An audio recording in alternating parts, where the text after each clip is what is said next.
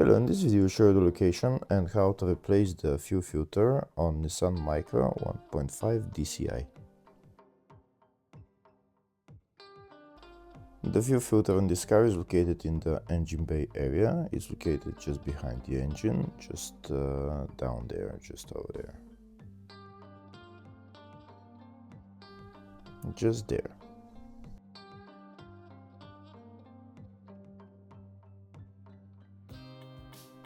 To get access to the fuel filter, we need to remove this plastic cover. It's held by this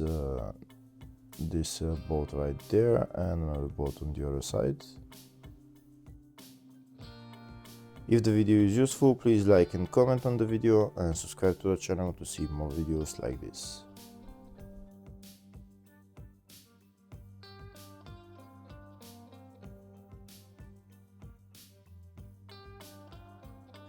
We also need to remove the two plastics that hold the cover on the top, one on this side and one on the other side.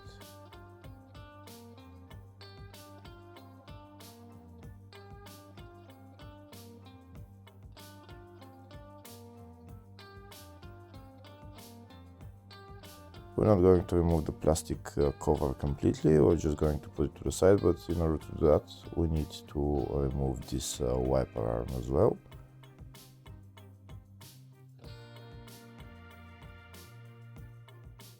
I removed the nut for the wiper arm. Now I'm going to mark the exact position of the wiper arm before removing it.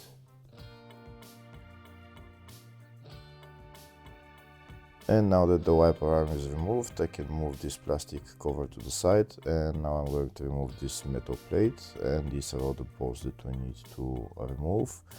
Once I remove those bolts, I'm not going to remove the metal plate completely. I'm just going to lift it up, and it will give me enough space to get access to the fuel filter.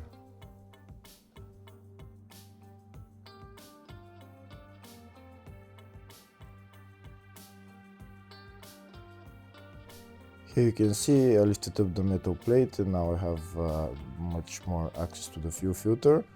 I'm going to put something underneath this metal plate to hold it in a lifted position, and now I'll be able to remove the fuel filter. Next I need to remove all the fuel lines that are connected on the fuel filter. To do that I'm going to use pliers to push the tabs on the two sides on these fuel lines. These are the pliers that I'm going to use.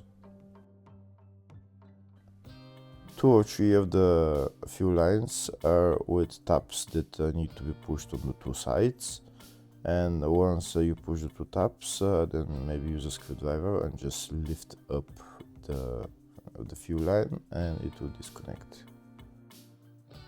The rest of the fuel lines are with just one tab, which you need to push maybe with your finger or with a screwdriver, and then lift up the fuel line and it will disconnect. There is not much space to show you exactly how I'm removing the fuel lines, so I'm going to remove them and then I'll show you the tabs on the fuel lines which you need to press.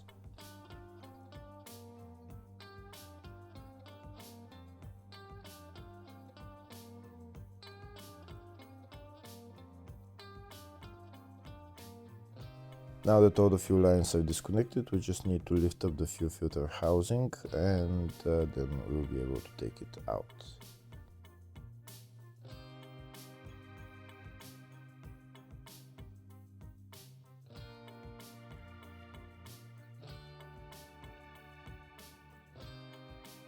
And that's the fuel filter out.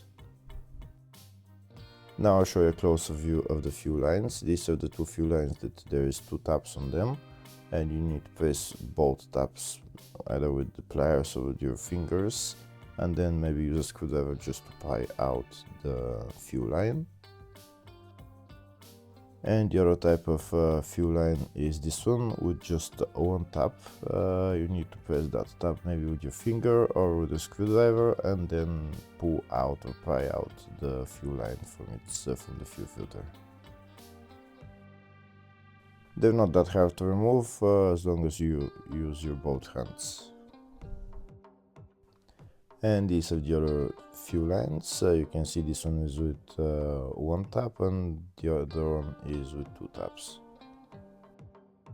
Now I'm going to put on the new fuel filter. This is the part number for it.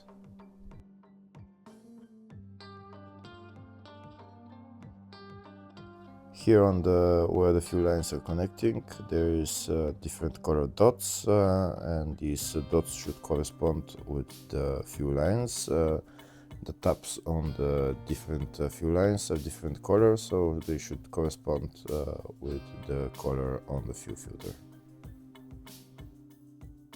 Now I'm going to put the fuel filter in place and then connect the fuel lines.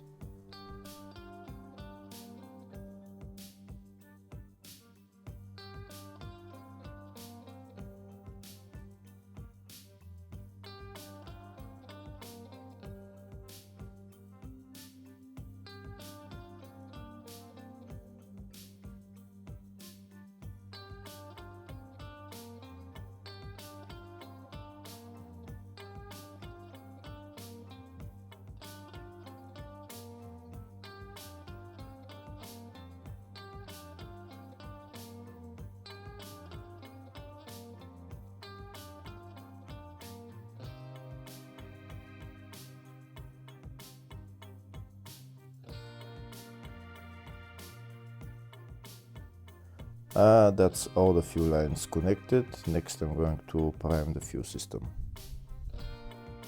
To prime the fuel system, there is no electric fuel pump in the fuel tank. There is a mechanical hand pump which is next to my hand right there. We need to press that pump for about a minute or so, or maybe a minute and a half, until we feel that the pump you can't press it anymore. It's not that easy to press it anymore. That means that all the air has been all the air is out and the fuel system has been primed.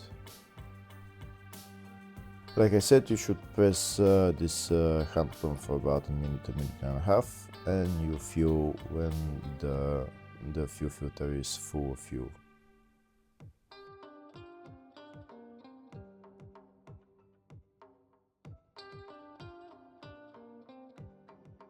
So now we can see that the fuel system is primed, because when I press the fuel filter it comes back very slowly. That means that fuel system is primed. Now I can go inside the car and start the car. So now I'm going to start the car, and after I start the car, maybe press the accelerator pedal for a little bit, and then I can release the accelerator pedal and then turn off the car. When you start the car, you might want to let it run for about a minute or so, just so that it bleeds itself out all the way, and then you can turn off the car. Hopefully the video was helpful. Please like and comment on the video and subscribe to the channel. Thank you.